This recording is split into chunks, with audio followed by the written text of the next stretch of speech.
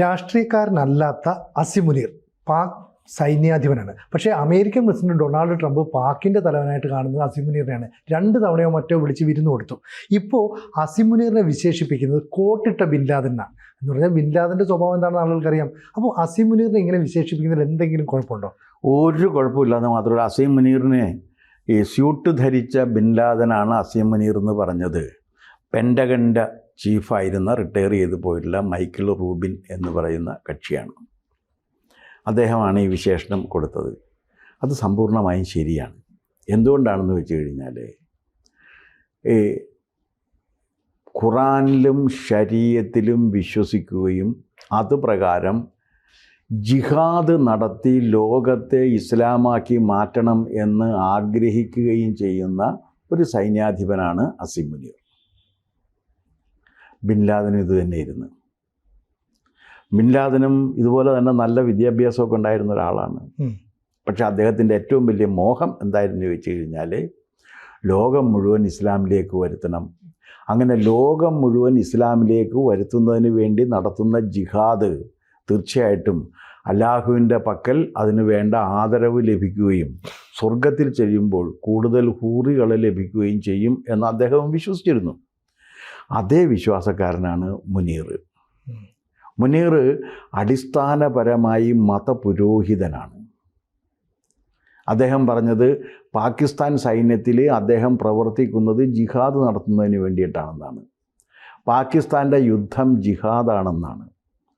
പഹൽഗാമിൽ അവിടുത്തെ നിരപരാധികളായ മനുഷ്യരെ അവരുടെ തുണി പൊക്കി നോക്കി ലിംഗം അവർക്ക് ഏത് വിഭാഗം ഏത് മതവിഭാഗത്തിൽ പെടുമെന്ന് ലിംഗപരിശോധന നടത്തി ഉറപ്പുവരുത്തി കൊന്ന അവരും അല്ലാഹുവിൻ്റെ മുന്നിൽ തീർച്ചയായിട്ടും അവരും രക്ഷപ്പെടാൻ പോകുന്നവരാണ് എന്ന് പറയുന്നൊരു വിശ്വാസക്കാരനാണ് മുനീർ. അപ്പം മുനീർ അടിസ്ഥാനപരമായിട്ട് ഒരു മത അധികാരിയും ലോകം മുഴുവൻ ഇസ്ലാമിൻ്റെ മതാധികാരത്തിൽ കീഴിൽ വരണമെന്ന് ആഗ്രഹിക്കുകയും ചെയ്യുന്ന ആളാണ്. സ്വാഭാവികമായും അതിനെ എതിർത്തുകൊണ്ടിരിക്കുന്ന ഒരു രാജ്യം എന്ന നിലക്ക് മതാധിപത്യത്തിന് വിരുദ്ധമായ പ്രവർത്തനങ്ങൾക്ക് പ്രാമുഖ്യം കൊടുക്കുന്ന ഒരു രാജ്യം എന്ന നിലക്ക് അസിം മുനീർ ഇന്ത്യയുടെ ശത്രുവായതിൽ യാതൊരു അത്ഭുതവും ഇല്ല. അസിം മുനീർ അങ്ങനെ തന്നെ ആയിരിക്കണം എന്നാണ് എൻ്റെ ഒരു ആഗ്രഹവും. കാരണം അങ്ങർക്ക് അങ്ങനെ അല്ലാതെ അങ്ങർക്ക് ആകാൻ പറ്റില്ല. സത്യസന്ധമായിട്ട് അങ്ങനെ അത് വിളിച്ചു പറയുന്നു എന്നുള്ളതാണ്.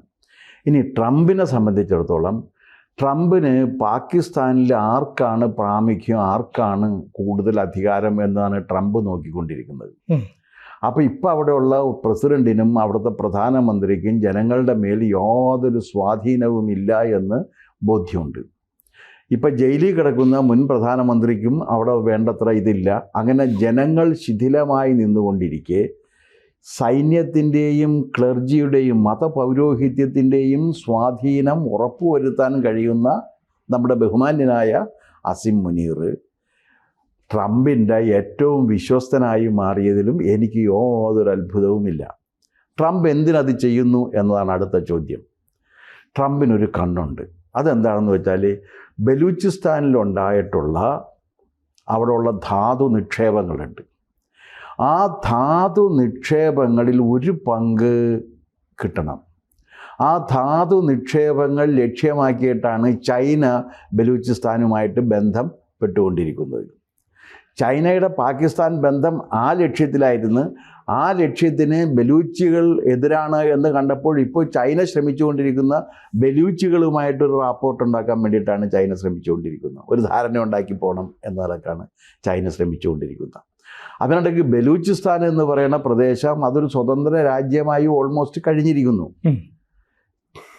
അവിടെ ഇവർക്ക് ഇടയ്ക്കിടയ്ക്ക് ഇവരും കൊല്ലുന്നുണ്ട്. ആ പ്രദേശത്തേക്ക് ഇപ്പോഴത്തെ പാകിസ്ഥാൻ ഭരണത്തിന് കടന്നു ചെല്ലാൻ കഴിയാത്ത വിധത്തിൽ അത് ബലൂച്ചി ലിബറേഷൻ ആർമിയുടെ കീഴിലാണ് ആ പ്രദേശം. ഇവർ ചെന്ന് കഴിഞ്ഞവരെ കൊന്നുകളയും. ചൈനക്കാരെയും കൂടി കൊന്നു കുടുങ്ങിയപ്പോഴാണ് ചൈന ഇപ്പോൾ പുനർചിന്തനം നടത്തിക്കൊണ്ടിരിക്കുന്നത്. ചൈന പ്രതീക്ഷിച്ചത് മുഴുവനും പാകിസ്ഥാൻ്റെ സ്വാധീനം ഉപയോഗിച്ചിട്ട് അവിടെ നിന്നുള്ള ധാതു നിക്ഷേപം കടത്തിക്കൊണ്ടുപോകാം എന്നാണ് കരുതിയിരുന്നത്. അമേരിക്കയും ലക്ഷ്യം വെക്കുന്നത് ഈ ധാതു നിക്ഷേപത്തെ തന്നെയാണ്. അപ്പോഴെന്ത് ചെയ്യും? അതിന് വേണ്ടിയിട്ട് എന്ന് വെച്ചാൽ ബലൂചിസ്ഥാൻ ലിബറേഷൻ ആർമിയെ ടെറർ ഔട്ട്ഫിറ്റായിട്ട് പ്രഖ്യാപിക്കണം എന്ന് അസീം മുനീർ പറഞ്ഞപ്പോൾ ട്രംപ് അത് ചെയ്തു. ഇപ്പം ട്രംപ് ടെറർ ഫോറിൻ ഔട്ട്ഫിറ്റായിട്ടാണ് അവരെ വെച്ചിരിക്കുന്നത്. സാർ, ഈ ചൈനയിൽ ഈ പറയുന്ന ബലൂജ് മേഖല ചൈനക്കാർ വലിയ നിക്ഷേപം നടത്തി. അവിടെ ഗ്വാദർ എന്ന് പറഞ്ഞ തുറമുഖം ഉണ്ടാക്കുന്നു, എയർപോർട്ട് ഉണ്ടാക്കുന്നു. കാരണം ഈ റെയർ എർത്തിൻ്റെ വലിയൊരു ശേഖരമുണ്ട്. അപ്പോൾ സ്വാഭാവികമായിട്ട് ഈ റെയർ എർത്തുകളുള്ള സ്ഥലങ്ങളിലെല്ലാം ചൈന നിക്ഷേപം നടത്തും. പക്ഷേ ചൈനയ്ക്ക് ഇപ്പോൾ അവിടെ ഖനനം നടത്താൻ പറ്റുന്നില്ല. കാരണം ഈ ബലൂജികൾ അവരെ കൊല്ലുകയാണ്. അവിടെ എഞ്ചിനീയേഴ്സ് ആയിക്കോട്ടെ അല്ലെങ്കിൽ ലേബേഴ്സ് ആയിക്കോട്ടെ കൊല്ലുന്നുണ്ട്. അപ്പോഴാണ് അസീം മുനീർ അമേരിക്ക എടുത്ത് പറയുന്നത്, അമേരിക്കൻ സൈന്യം വന്നാൽ ഈ ബലൂജികൾ പേടിക്കും. അപ്പോൾ അമേരിക്കയ്ക്കും താല്പര്യമാണ്. കാരണം ഈ ഗോൾഡ് ഉൾപ്പെടെയുള്ള റെയർ എർത്തുകൾ അവിടെ കിട്ടുകയും ചെയ്യും.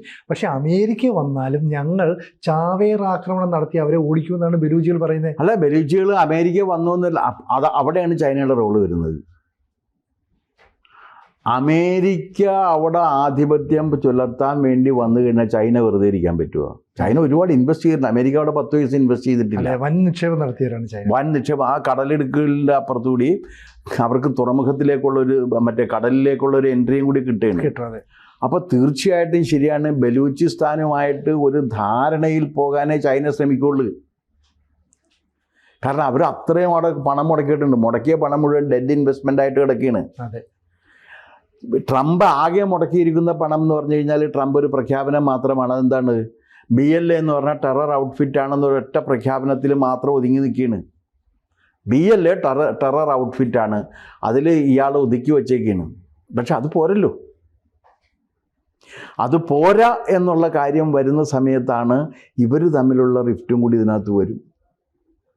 അപ്പോൾ ബലൂച്ചികളെ സംബന്ധിച്ചിടത്തോളം അവർക്ക് ഇനി ഇതിൽ നിന്ന് പിന്മാറാൻ പറ്റില്ല. പാകിസ്ഥാൻ കരുതുന്നത് ബലൂച്ചികളെ മുഴുവൻ കൊന്നൊടുക്കിയിട്ട് അത് കീഴ്പ്പെടുത്തി അമേരിക്കയുമായിട്ടോ അല്ലെങ്കിൽ ചൈനയുമായിട്ടോ എന്നാണ്. അത് ഇതിനകത്ത് വേറൊരു കാര്യം, കോൺഫ്ലിക്റ്റ് ഓഫ് ഇൻട്രസ്റ്റ് വന്നു കഴിഞ്ഞു. കാരണം ഇവർ ചൈനയുമായിട്ടായിരുന്നു വ്യാപാര ബന്ധങ്ങൾ ഉണ്ടാക്കിയിട്ട് ചൈനയുടെ സഹായത്തോടു കൂടിയായിരുന്നു അവിടെ ഇതൊക്കെ ചെയ്തുകൊണ്ടിരുന്നത്. പക്ഷേ ഇപ്പോൾ ചൈനക്ക് അവിടെ പ്രവേശനമില്ല. അപ്പോൾ ചൈന എന്താ ചെയ്തതെന്ന് വെച്ചാൽ ഇവരെ തഴഞ്ഞിട്ട് ബലൂച്ചികളുമായിട്ട് ലിങ്ക് ഉണ്ടാക്കാൻ ശ്രമിക്കുന്നു. ഹൂത്തികളുമായിട്ട് കരാറുണ്ടാക്കിയ ചൈനക്ക് ബലൂച്ചികളുമായിട്ട് കരാറുണ്ടാക്കാൻ ഒരു പ്രശ്നവുമില്ല. ആശയപരമായിട്ടൊരു പ്രശ്നവും ഇല്ലല്ലോ. ആമാശയപരമായിട്ടുള്ള പ്രശ്നം അവർ പരിഹരിച്ചും കഴിഞ്ഞു. അപ്പോൾ അതുകൊണ്ട് ചൈനയെ സംബന്ധിച്ചിടത്തോളം ഇത് ആശയത്തിൻ്റെ പ്രശ്നമല്ല. ചൈന ഒരാശയത്തിന് വേണ്ടി നിലകൊള്ളുന്നുണ്ട് എന്ന് ലോകത്ത് വിശ്വസിക്കുന്ന ഒരേ ഒരു വിഭാഗം കേരളത്തിലാണുള്ളത്. അവരുടെ പേര് മാർക്സിസ്റ്റ് പാർട്ടിക്കാരെന്നാണ്. അവരൊഴികെ ലോകത്ത് ആരും ചൈന ഏതെങ്കിലും ആദർശത്തിന് വേണ്ടി, ചൈന അവരുടെ വ്യാപാര താല്പര്യത്തിന് വേണ്ടിയിട്ടാണ്. അപ്പോൾ ചൈന ഇപ്പോൾ എന്താ ചെയ്യണമെന്ന് വെച്ചാൽ പാകിസ്ഥാനെ തടഞ്ഞിട്ട് ബലൂച്ചികളുമായിട്ട് ലിങ്ക് ഉണ്ടാക്കാൻ പരിശ്രമിക്കുന്നു എന്നുകൂടി കണ്ടപ്പോഴാണ് എന്നാൽ പിന്നെ വേണ്ട, അമേരിക്കയുമായിട്ട് ലിങ്ക് ഉണ്ടാക്കിയിട്ട് അമേരിക്കയുടെ സഹായത്തോടു കൂടി കൂടുതൽ ആയുധങ്ങളെല്ലാം സംഘടിപ്പിച്ചുകൊണ്ട് പാകിസ്ഥാൻ സൈന്യത്തെ അങ്ങോട്ട് വിട്ട് അവരെ മുഴുവൻ കൊന്നൊടുക്കാം എന്ന് ഇവർ തീരുമാനിക്കുന്നത്. അത് വിജയിക്കും എന്ന് കരുതുന്നത് പോലുള്ള വേറെ എന്തുണ്ട്? ഇനി ഈ മുനീറാണെങ്കിൽ ഈ തെരുവ് ഗുണ്ടകൾ നിന്ന് നാട്ടിൽ നാട്ടിൻപുറത്തെ തെരുവ് ഗുണ്ടകളില്ല, റൗഡികൾ വെല്ലുവിളിക്കും. അവർ വെല്ലുവിളിക്കുന്ന രീതിയിലാണ് പറയണത്, ഞങ്ങളുടെ അടുത്ത് അണുവായുധമുണ്ട്, ലോകത്തിൻ്റെ പകുതി ഞങ്ങൾക്ക് നശിപ്പിക്കാൻ കഴിയുമെന്നാണ് പറഞ്ഞ. എൻ്റെ മുനീറെ, അങ്ങ് ഒരു ദയവായിട്ടൊരു കാര്യം മനസ്സിലാക്കണം. അങ്ങ് അണുവായുധം ഉപയോഗിക്കുന്നതിനെക്കുറിച്ച് ചിന്തിക്കുന്ന സന്ദർഭത്തിൽ അങ്ങയുടെ അണുവായുധ കേന്ദ്രം തന്നെ നശിപ്പിക്കാൻ ഇന്ത്യക്ക് കഴിയും എന്നുള്ള കാര്യം ഇനിയും അങ്ങേക്ക് മനസ്സിലായില്ല എന്നുണ്ടെങ്കിൽ അങ്ങ് പരമ മണ്ടനാണ് എന്ന് പറയാതിരിക്കാൻ ഒരു നിർവാഹവും ഇല്ല. അതിപ്പോൾ അമേരിക്ക വിചാരിച്ചാലൊന്നും അത് ഇല്ലാതെയാക്കാൻ കഴിയില്ല. അമേരിക്ക വിചാരിച്ചു കഴിഞ്ഞാൽ ഇല്ലാതെയാക്കാൻ കഴിയുന്നതാണ് എന്ന വിശ്വാസത്തിലാണ് അങ്ങ് ഇത് ചെയ്യുന്നതെന്നുണ്ടെങ്കിൽ മുനീറെ, നിങ്ങളുടെ കാര്യത്തിൽ ഒരു തീരുമാനവും ഒരാൾക്കും എടുക്കാൻ കഴിയാത്ത അവസ്ഥയിൽ ഇങ്ങ് പെരുവഴി പോയി നിൽക്കും. നമ്മൾ അത്ര അഡ്വാൻസ്ഡ് ആണെന്നുള്ള കാര്യം അവർ മനസ്സിലാക്കുന്നില്ല. അല്ല, ഇനി വേറൊരു കാര്യമുണ്ട്. അമേരിക്കയുടെ വാക്ക് കേട്ടിറങ്ങിയ ഏതെങ്കിലും ഒരുത്തും രക്ഷപ്പെട്ട ഇന്ന് രക്ഷപ്പെട്ടു. ആ സെലൻസ്കി ഉക്രൈൻ അവന് 3 വർഷമായിട്ട് ആ രാജ്യം നശിച്ച് നാറാണക്കല്ല് കുത്തി. അമേരിക്കയ്ക്ക് വല്ല നഷ്ടമുണ്ടാ? അപ്പം അമേരിക്കയിലൂടെ ലോകവിമോചനം എന്ന് പറയുന്നത് പണ്ട് കമ്മ്യൂണിസ്റ്റുകാർ പറഞ്ഞിരുന്നു, സോവിയറ്റ് യൂണിയനിലൂടെ ലോകവിമോചനം എന്ന്. ഇത് തന്നെയാണ് ഇപ്പോൾ പറയുന്നത്, ഇസ്ലാമികളും പറയുന്നത്. ഇറാനിലൂടെ ലോകവിമോചനം നടക്കും എന്നാണ് പറയുന്നത്. അപ്പോൾ ഇവർക്കെക്കത്തിനും ലോകവിമോചനത്തിന് വേണ്ടി ഇറങ്ങുന്ന എല്ലാവർക്കും അവരുടെ താല്പര്യത്തിനപ്പുറത്തേക്കുള്ള ഒരു താല്പര്യവുമില്ല. അതുകൊണ്ട് മിക്കവാറും ലോകവിമോചനത്തിന് വേണ്ടി ഇറങ്ങിത്തിരിക്കുന്ന മുനീറിന് അതും ഉണ്ടാകില്ല, ഇതും ഉണ്ടാകില്ല. ആദ്യം തന്നെ മുനീർ പാകിസ്ഥാൻ ഒന്ന് നേരെയാക്ക്, എന്നിട്ട് ഇറങ്ങട്ടെ ബാക്കി കാര്യങ്ങളിൽ.